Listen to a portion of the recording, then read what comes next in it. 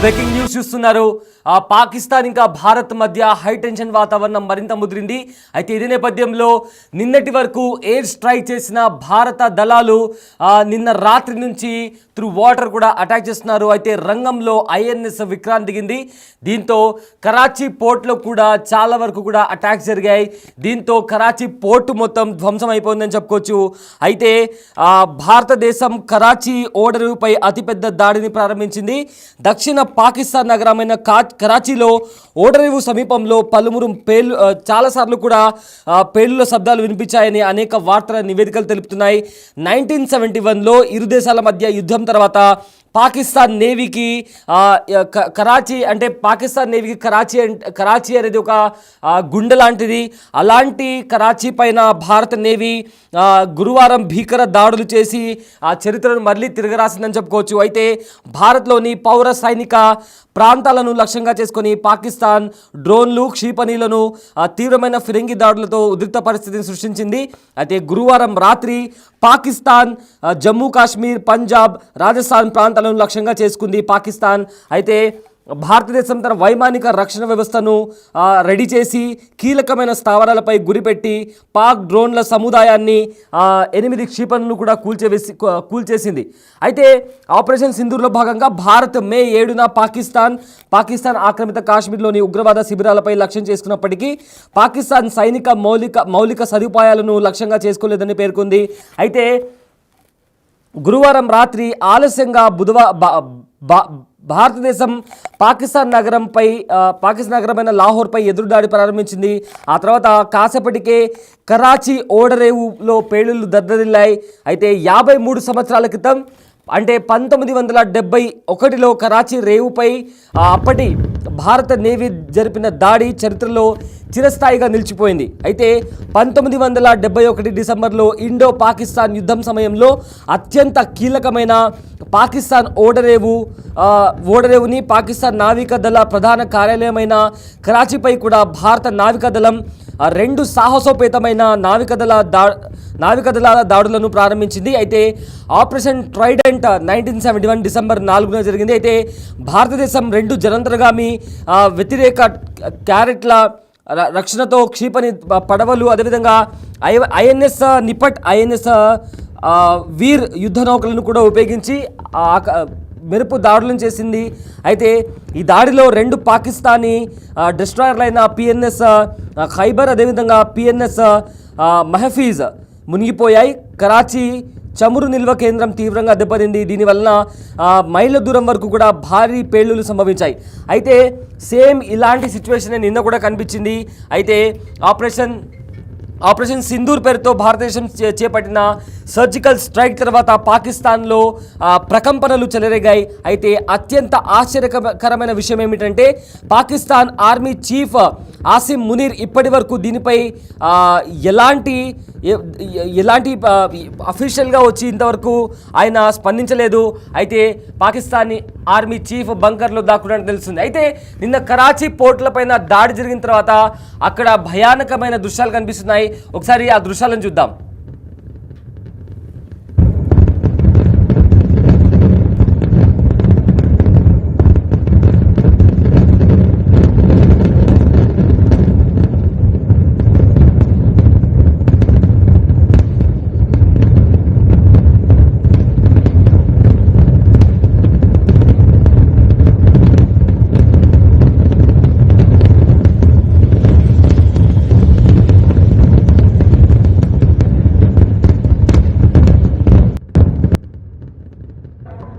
घरों को लॉक करके ऊपर रोड वाली तरफ चले जाएं और कलमा तैयबा का विर्द करें.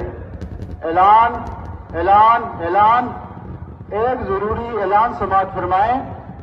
तमाम एहलियाने मोहल्ला के लोग के ऊपर रोड वाली तरफ चले जाएं, क्योंकि ये कुछ अदारों का हमें हुक्म है कि आप अपने बच्चों को, अपने बुजुर्गों को लेकर अपने घरों को लॉक करके ऊपर रोड वाली तरफ चले जाएं और कलमा तैयबा का विर्द करें. బిగ్ టీవీ స్క్రీన్ పైన మీరు చూస్తున్నారు. నిన్న గురువారం రాత్రి ఐఎన్ఎస్ విక్రాంత్తో భారత నావికా దళం కరాచీ పోర్ట్ పైన దాడి చేసిన తర్వాత అక్కడ ఎలాంటి వాతావరణం కనిపిస్తుందో మనం బిగ్ టీవీ స్క్రీన్ పైన చూడొచ్చు. అయితే 1971లో ఒకసారి సేమ్ ఇలానే భారత నావికా దళం పాకిస్తాన్లోని కరాచీ పోర్ట్ పైన ఇదే రకంగా విధ్వంసం సృష్టించింది. అయితే మళ్ళీ చాలా సంవత్సరాల తర్వాత నిన్న రాత్రి కూడా పాకిస్తాన్ కరాచీకి సంబంధించిన పోర్ట్ పైన ఇదే రకంగా దాడి చేసింది భారత నావికా దళం. అయితే అరేబియన్ సముద్రంలో మోహరించిన ఐఎన్ఎస్ విక్రాంత్ కరాచీని లక్ష్యంగా చేసుకుని విధ్వంసం సృష్టించడం ప్రారంభించింది. నావికాదళ దాడి కారణంగా కరాచీ ఓడరేవుతో సహా నగరంలో భారీ అగ్ని ప్రమాదం జరిగింది. అయితే కరాచీతో పాటు మరిన్ని ఓడరేవులపై కూడా క్షిపణులు ప్రయోగించింది భారత నావికాదళం. అయితే రక్షణ వర్గాల సమాచారం ప్రకారం పాకిస్తాన్లోని కరాచీ అదేవిధంగా మరికొన్ని ఓడరేవులపైన ఐఎన్ఎస్ విక్రాంత్ నుండి అనేక క్షిపణులను ప్రయోగించారు. దీని కారణంగా 2 ఓడరేవుల్లో భారీ మంటలు చెలరేగాయి. ఈ దాడి కారణంగా 2 ఓడరేవు నగరాల చుట్టూ పొగ వ్యాపించింది. అయితే అక్కడి ప్రజలు భయాందోళనతో తీర ప్రాంతాలను వదిలి బంకర్ లోపలికి పరుగులు తీస్తున్నారు. దానికి సంబంధించిన విజువల్స్ కూడా సోషల్ మీడియాలో కూడా వైరల్గా మారాయి.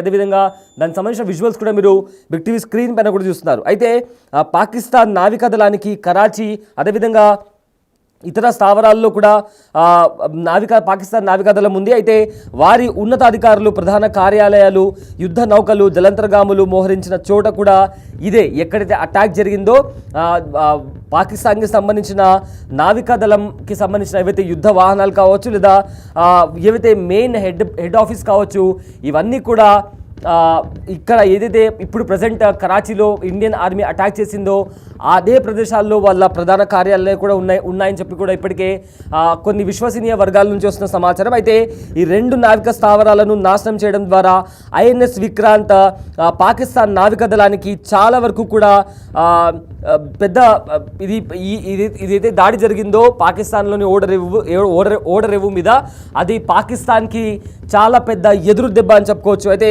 భారత నావికాదళ ఆపరేషన్ ఇప్పటికీ కూడా కొనసాగుతుంది.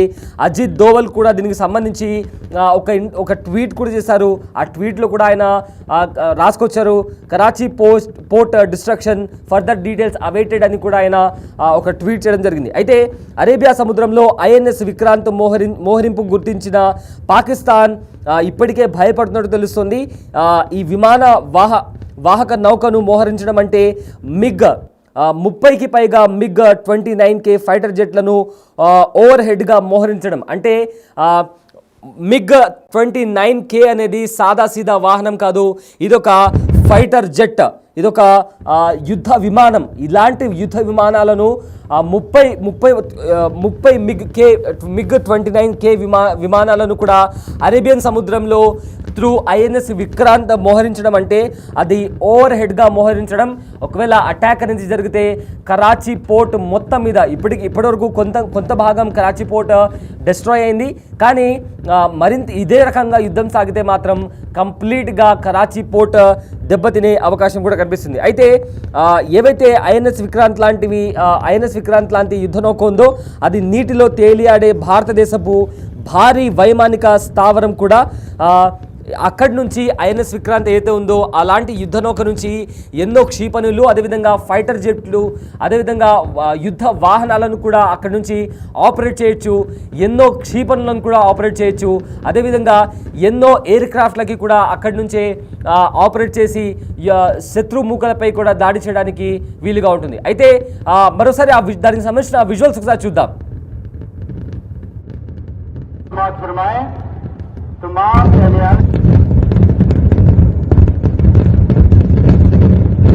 जो है वो बहुत बड़े जमे तस्वीर के साथ आप देख सकते हैं आगे तक रैली नाज़रीन किराम आगे मौजूद है और आवाम यहाँ पर मौजूद है और बात कर रही है. आप यहाँ पर देख सकते हैं इस वक्त इमरान खान को पाकिस्तान की जरूरत नहीं है बल्कि पाकिस्तान को इमरान खान की जरूरत है. अवाम तैयार है, अवामी मेजॉरिटी रखने वाले लीडर को रिहा किया जाए. फौरी तौर के ऊपर अवाम निकलेगी, जंग भी जीतेंगे, मुकाबला भी करेंगे, इन्हें बताएंगे भी मुसलमान की ताकत क्या है. 3 मिसाइल गिराए गए, 3 ड्रोन गिराए गए और इसमें नाज़रीन किराम आवाम जो है वो रात को सड़कों पर निकल चुकी है और सड़कों पर लेकिन आवाम जो है वो बहुत बड़े जमे तफसीर के साथ आप देख सकते हैं आगे तक रैली नाज़रीन किराम आगे मौजूद है और आवाम यहाँ पर मौजूद है और बात कर रही है। आप यहाँ पर देख सकते हैं इस वक्त इमरान खान को पाकिस्तान की जरूरत नहीं है, बल्कि पाकिस्तान को इमरान खान की जरूरत है। अवाम तैयार है, अवामी मेजॉरिटी रखने वाले लीडर को रिहा किया जाए।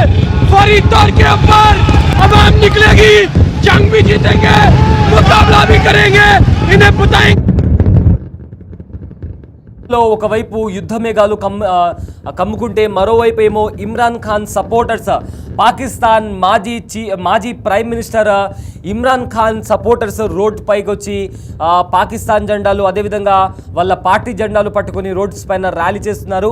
అయితే ఇలాంటి సిచ్యువేషన్లో పాకిస్తాన్ని ఎవ్వరు కూడా కాపాడలేరు. కేవలం పాకిస్తాన్ ఎక్స్ ప్రైమ్ మినిస్టర్ మాత్రమే పాకిస్తాన్ని కాపాడగలరు.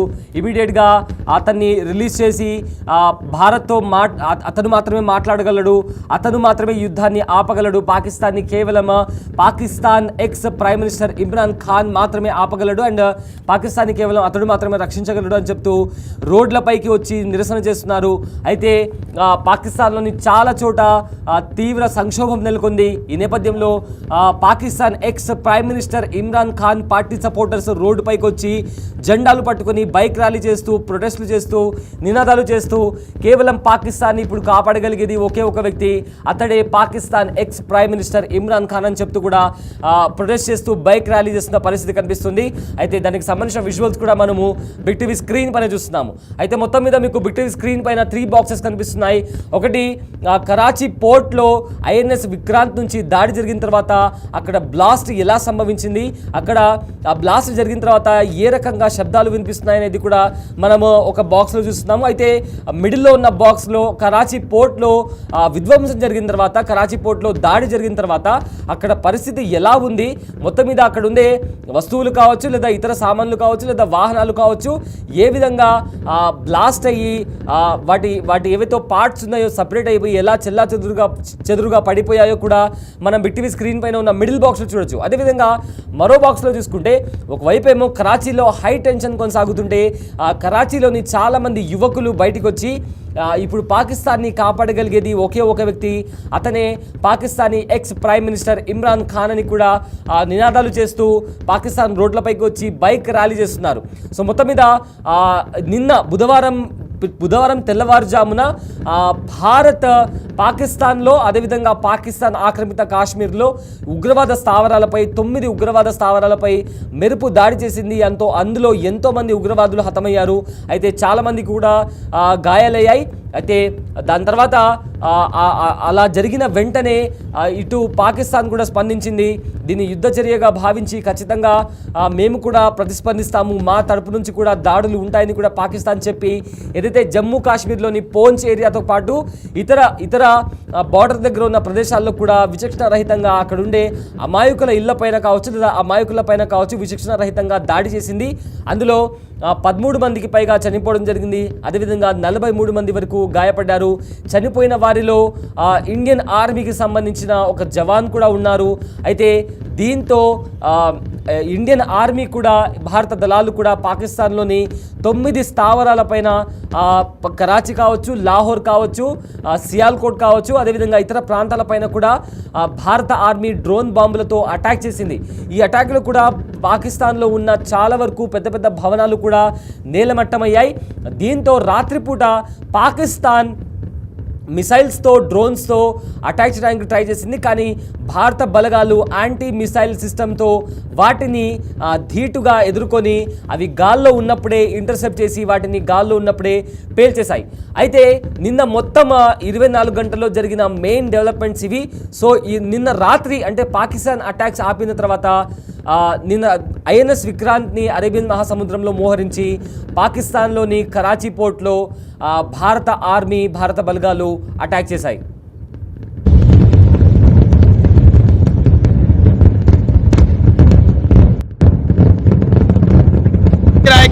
और इसमें नाज़रीन किराम आवाम जो है वो रात को सड़कों पर निकल चुकी है और सड़कों पर निकल, लेकिन आवाम जो है वो बहुत बड़े जमे तस्वीर के साथ आप देख सकते हैं आगे तक रैली नाज़रीन किराम आगे मौजूद है और आवाम यहाँ पर मौजूद है और बात कर रही है।